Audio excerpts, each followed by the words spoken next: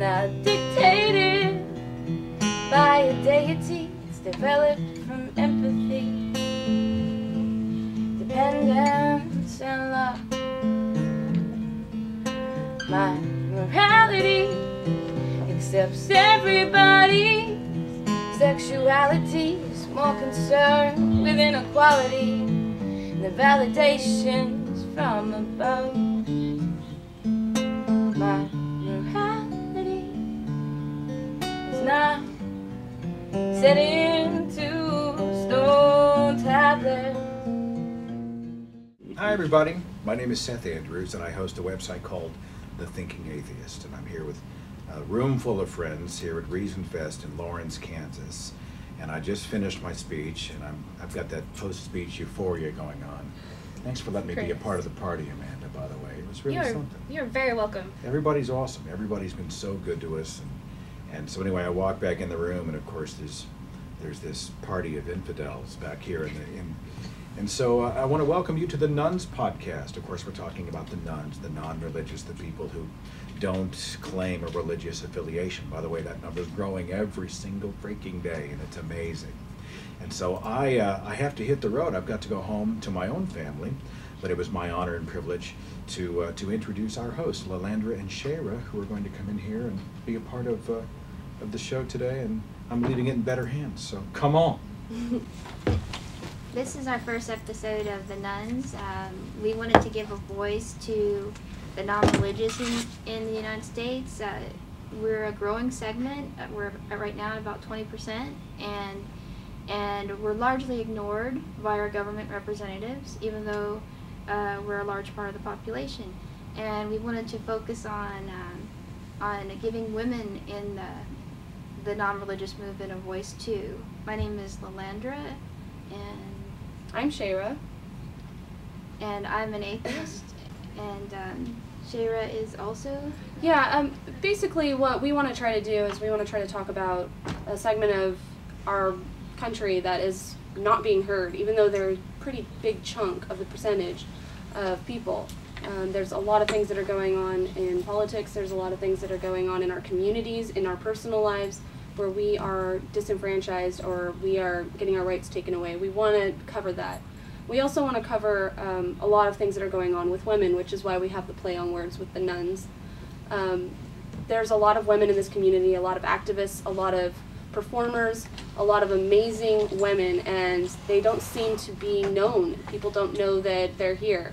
There's not as many of them that are speaking in conventions. There's not as many of them that have blogs. There's not as many of them that have podcasts, and we want to get them to have a voice and a place to show what they're working on. And that's why today we're going to have as guests Amanda Brown and Michaelyn Eberhard, and they are going to talk about this convention that they're actually put together, the Rziha Fest here in Kansas. We're in Kansas. Shelley, you can come on in. We also have Shelley Segal here. And she's going to be performing some music in a wee bit. If you want to be able to hear, you can. She's going to be performing some music in a little bit. But basically what the two girls did is they put together this awesome convention. We had Seth Andrews, a Thinking Atheist here. We had Nate Phelps, David Fitzgerald, JT Eberhard. Who else is here? Matt Dillahunty. There was a really interesting panel discussion with JT Eberhard yesterday with a representative of the Muslim faith, the Christian faith, and the Jewish faith, and the Hindu faith as well. Yes, and my feeling from watching the panel discussion was I would give the Jewish panelist a pass because he said he was a Reform Jew, but the other panelists, except for the Muslim panelists, were trying to play both sides of the field to me. They were trying to say that no, they don't think it's right to abuse gays like their sacred texts say to, and they were trying to, it was evasive and what was your thoughts about it? It was obvious that they didn't know how to answer things to atheists about what morality is, because they were basically saying their texts will go against what we all know is morally incorrect. And you could tell that they knew it was morally incorrect because they're basically, when they were trying to word it a different way so the atheists wouldn't get pissed off. What are you doing, mime guy? You He's were very loud. distracting to me. Back off. I cannot put it further away. I would be standing like this, so it's not going to work. But basically, what he did was he knew that he had to word it differently so it wouldn't sound bad, and that tells me right there that he knows that it's immoral. But that's besides the point. There's some awesome people here. We had Greta Christina. There's Keith Little Jensen. We were supposed to see a performance from Shelley, but there was some technical difficulties on the stage, so you can perform here. And are you going to do stuff today? Yeah, I'll be playing later today. So, make up for it there. This is Shelley Segal. You go ahead and say something. Hello, hi.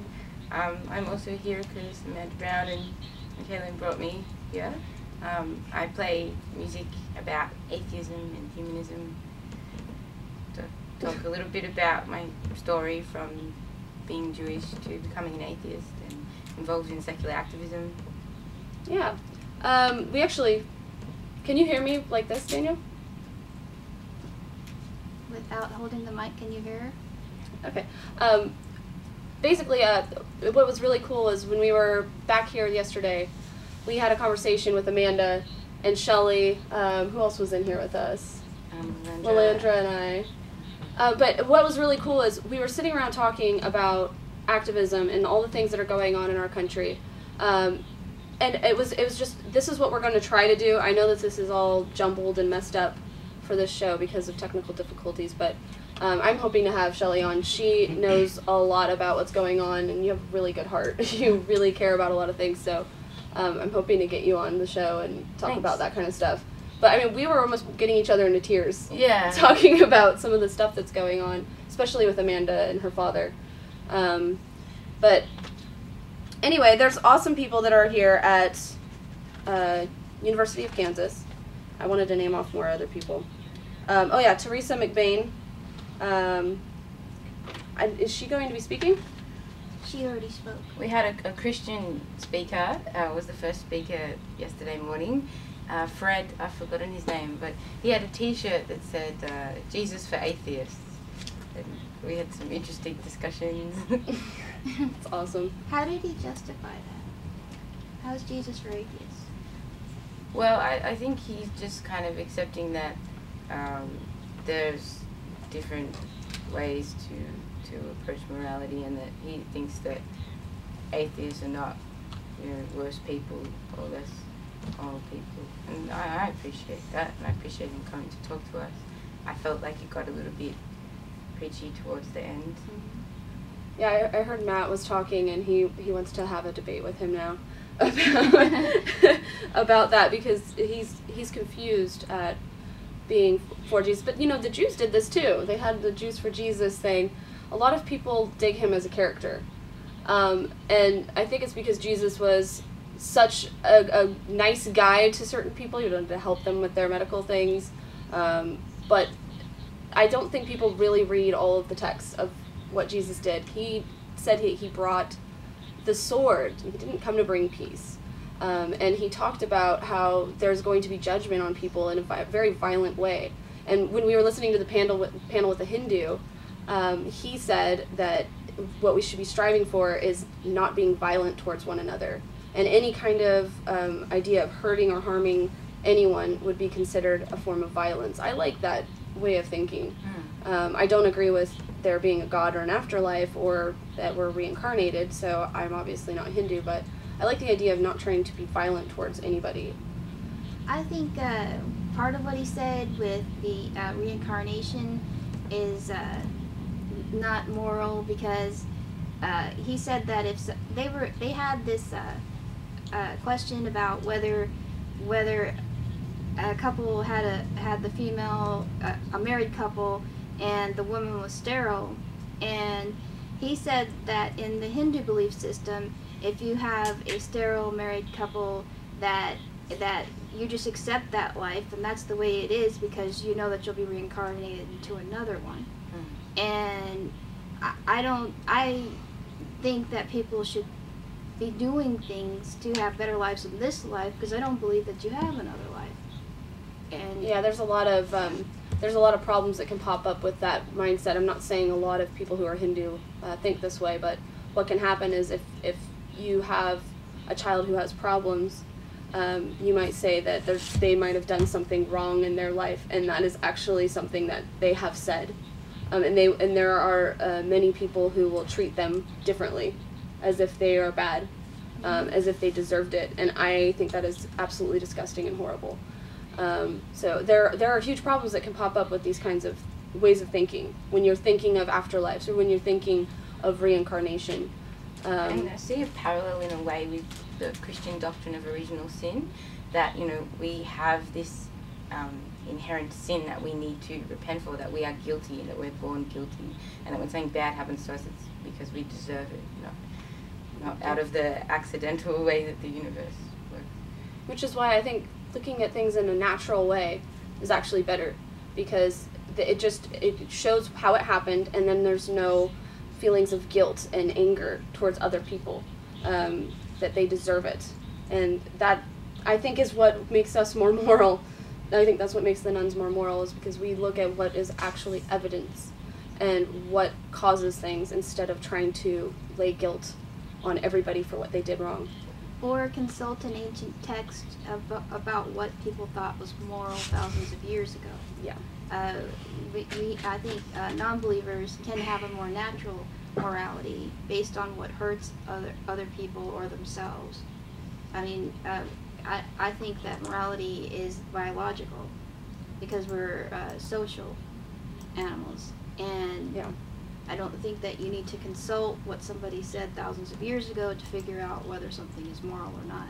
And it's open to change, it's open to growth, so the more that we know and the more our understanding grows, we can adjust our morality and adapt it to make it superior. Like, you know, previous generations thought that different races were different types of humans, and like we should have known anyway. It's easy to say that, but like, you know, we have a deeper understanding of humanity, and that's been able to help us expand our empathy and to being more inclusive. And even now, you know, we're working towards marriage equality and equal rights for homosexuals.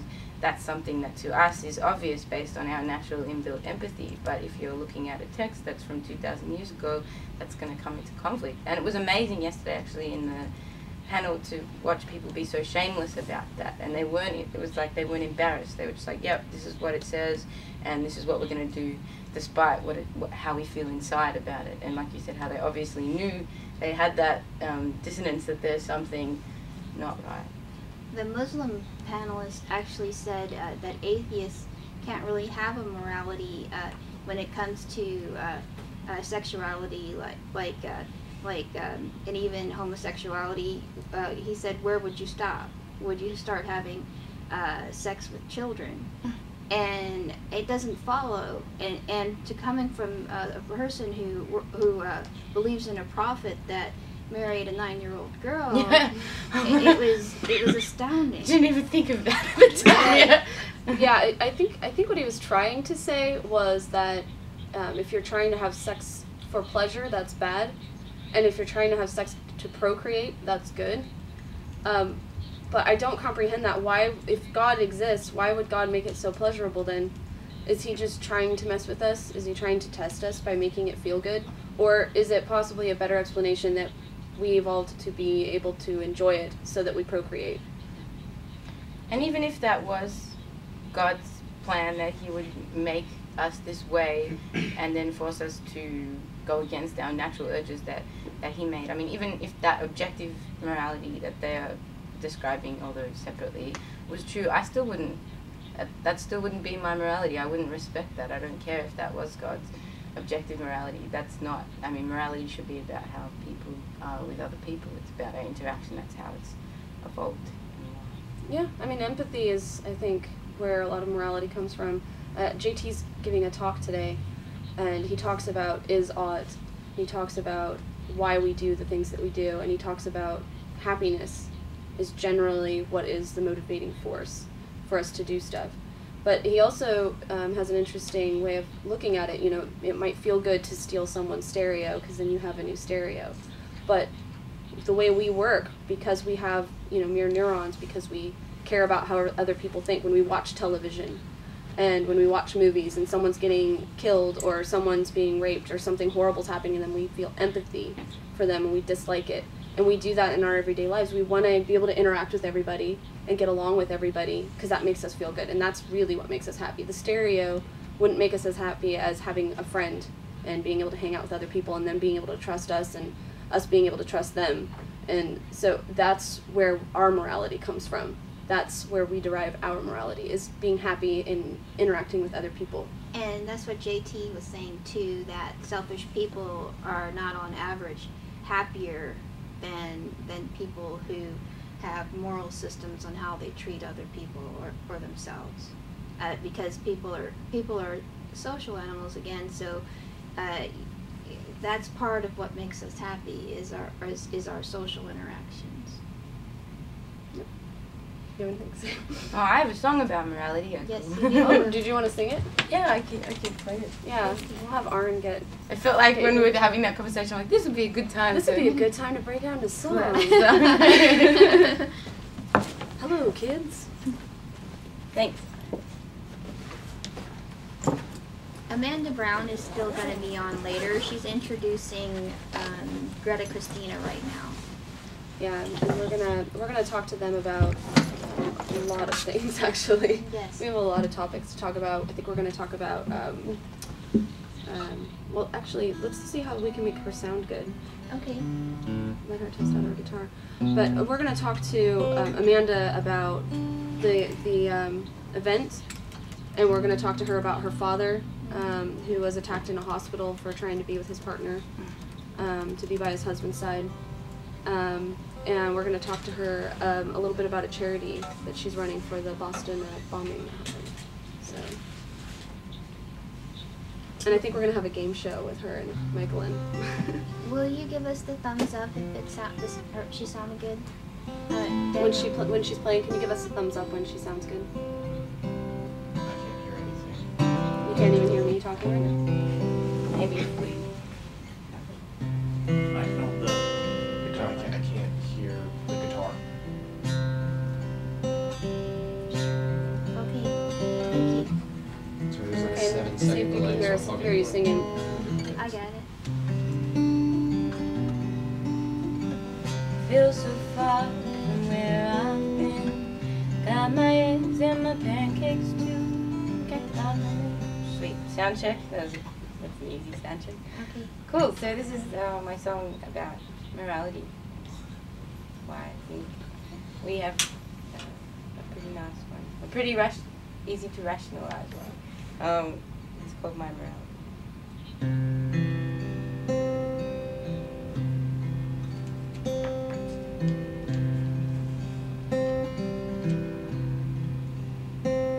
My morality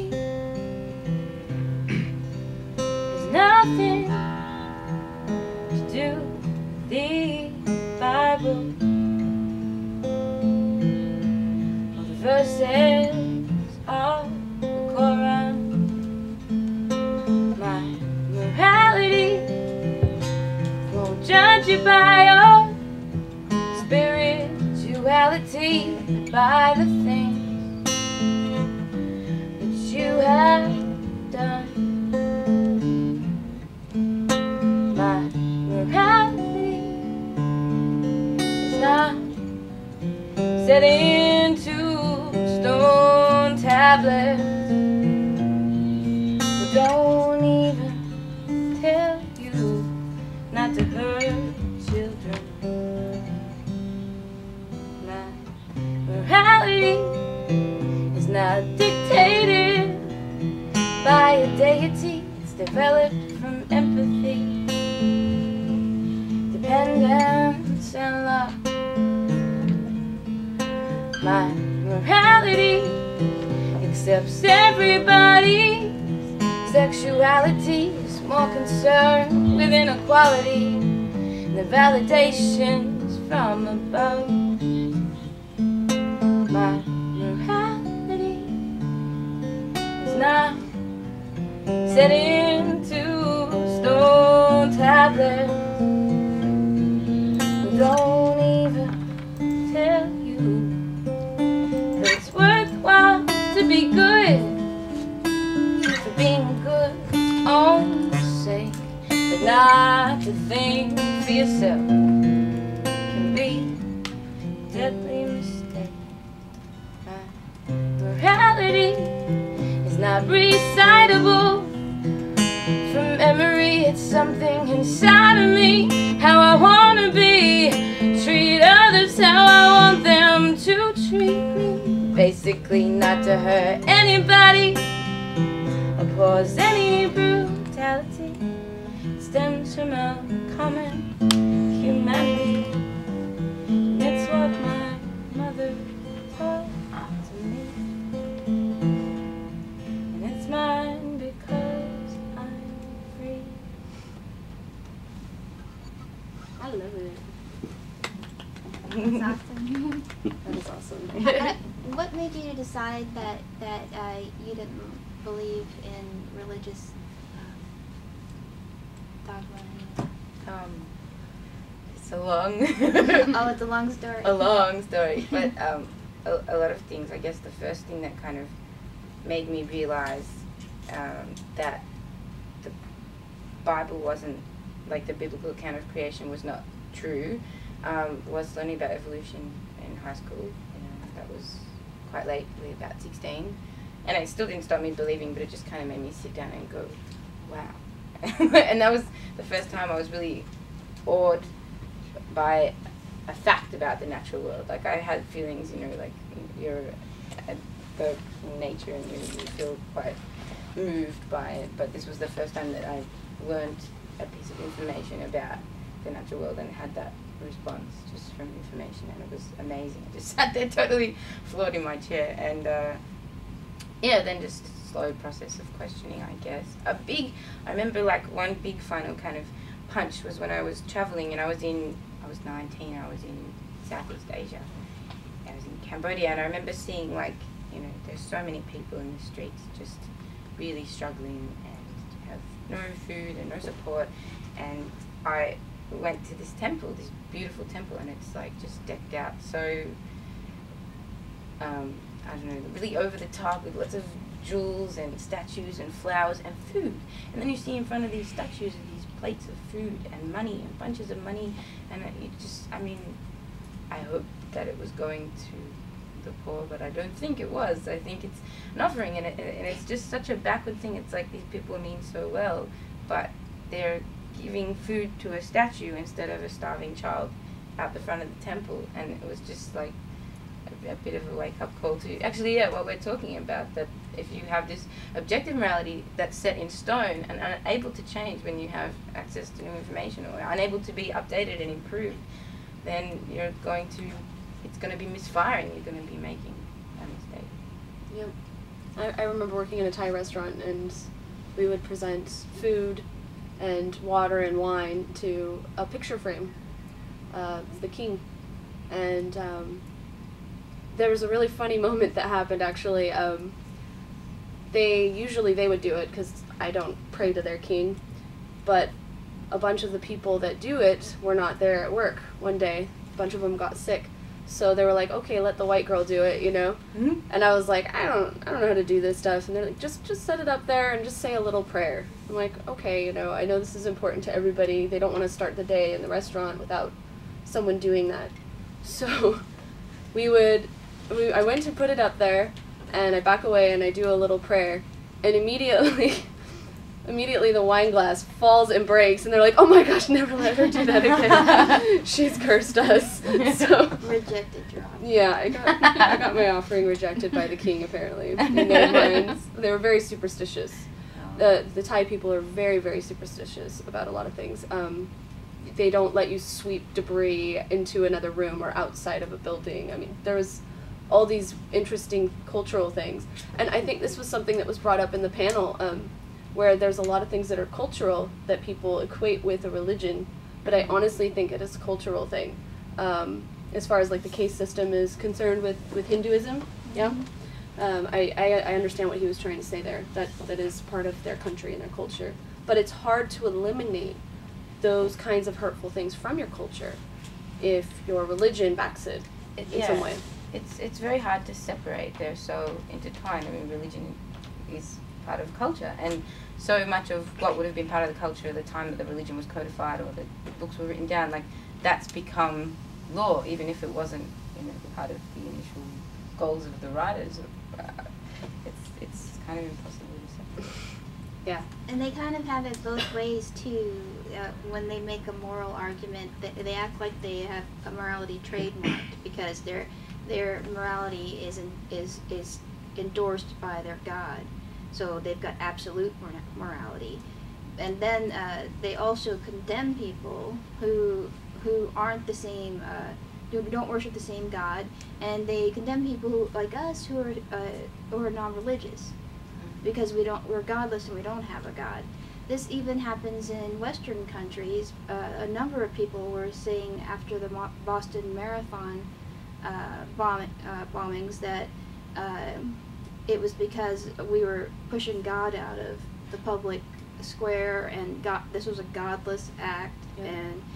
And as we're starting to find out, the suspects, part of the reason why they did this, it was a judgment on Americans, and based on their ideas of morality, that we drink and that we go after what makes us feel good.